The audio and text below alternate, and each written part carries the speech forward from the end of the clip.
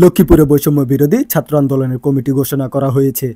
রবিবার 16 ফেব্রুয়ারি রাতে কেন্দ্রীয় আহ্বায়ক হাসনাত আবদুল্লাহ ও সদস্য সচিব আরিফ সোহেলের স্বাক্ষরিত ফ্যাডে এ কমিটি অনুমোদন করা হয়।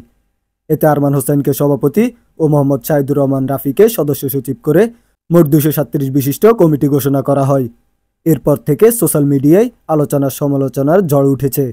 কেউ কেউ আবার নব্য কমিটি থেকে পদত্যাগেরও ঘোষণা দিয়েছে। অনেকের দাবি, বৈষম্য বিরোধী ছাত্র আন্দোলনের কমিটিতে করা হয়েছে বৈষম্য। যারা আন্দোলনের প্রথম সারি থেকে নেতৃত্ব দিয়েছে তাদের যথাযথ মূল্যায়ন না করার কারণে ক্ষোভ জেড়ে সোশ্যাল মিডিয়ায় নানা স্ট্যাটাস দিচ্ছে একের পর এক। এর পরিপ্রেক্ষিতে আজ লক্ষ্মীপুর প্রেস ক্লাবে বেলা 1টার দিকে নবনির্বাচিত কমিটির যুগ্ম আহ্বায়ক আব্দুর রহিম আসাদ সহ 28 জন সংবাদ সম্মেলন করে পদত্যাগ করেন।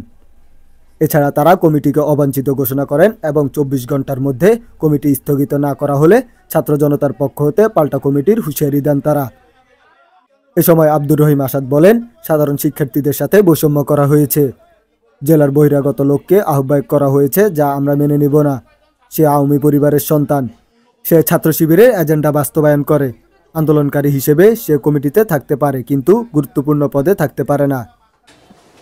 গতকাল রাতে কমিটি ঘোষণা করা হয়েছে। আমাদেরকে না জানিয়ে বলা যায় এক প্রকার হটকারী সিদ্ধান্ত নেওয়া হয়েছে। উক্ত কমিটিতে টাইটেল যে 4টি পোস্ট রয়েছে আপনারা দেখতে পাবেন। আহ্বায়ক হিসেবে আরমান হোসেনকে রাখা হয়েছে। সেই লক্ষ্মীপুরের বহিরাগত, তার বাড়ি নোয়াখালী, বাবা আওয়ামী লীগের নেতা।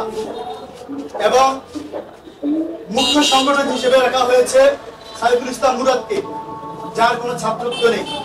আমরা বৈষম্য বিরোধী ছাত্র আন্দোলন লক্ষ্মীপুর শাখা উক্ত কমিটিকে প্রত্যাখ্যান করলাম, উক্ত কমিটিকে অবাঞ্ছিত ঘোষণা করলাম। সমন্বয় কমিটি হবে নিরপেক্ষ, নির্দলীয়। এটি ছাত্র জনতার একটি কমিটি, ছাত্রদের কমিটি, ছাত্রদের সমন্বয় কমিটি। এই কমিটিতে সবার মতামতের ভিত্তিতে করা উচিত ছিল, কিন্তু বাইরের একজন লোক বা জেলার বাইরের একজন লোক এই কমিটির আহ্বায়ক হবে এবং ম্যাক্সিমাম হবে একটি সংগঠনের লোক। তাহলে সেটা কিভাবে মেনে নেব? এই আন্দোলনটি করেছিল স্বৈরাচারের বিরুদ্ধে সকলে মিলে একসাথে, কিন্তু সমন্বয় কমিটিতে তারা অ্যাড হয়ে এখন তাদের নিজেদের দলীয় এজেন্ডা বাস্তবায়নের জন্য। যুগ্ম সদস্য সচিব বেলায়েত পাটোয়ারি লিখেছেন, সবাই নিজেদের গ্রুপ ভারী করার জন্য নিজেদের পছন্দ মতো লোকদের নাম পাঠিয়েছে। এক কথায় যাকে বলে স্বজনপ্রীতি।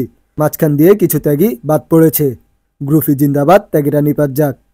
এক ছাত্রের প্রশ্নের উত্তরে কমিটির মুখ্য সংগঠক সাইফুল ইসলাম মুরাদ বলেন, আহ্বায়ক আরমান হোসেন ও সদস্য সচিব শাহিদুর রহমান রাফির পাঠানো লিস্ট অনুযায়ী এ কমিটি করা হয়েছে। সেতু নামে এক আন্দোলনকারী ছাত্রী লিখেছেন, মহিলা কলেজের এত মেয়েকে আন্দোলনে নিয়েও কোনো নাম নাই। সবসময় সামনের সারিতে থাকা একজন আমি। মেয়েদের লিড দিয়ে নিয়ে যেতাম, আর আমার নাম নেই। নব্য কমিটি থেকে পদত্যাগ করা হাসিব গাজী নামে এক শিক্ষার্থী লিখেছেন, বৈষম্য বিরোধী ছাত্র আন্দোলনের নামে যে কমিটি হয়েছে এটি কোনো সাধারণ শিক্ষার্থীদের দিয়ে কমিটি হয়নি, তাই আমি এই কমিটি থেকে পদত্যাগ করলাম।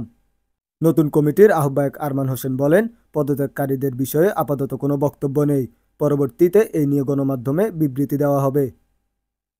News desk, Lakshmipur Times.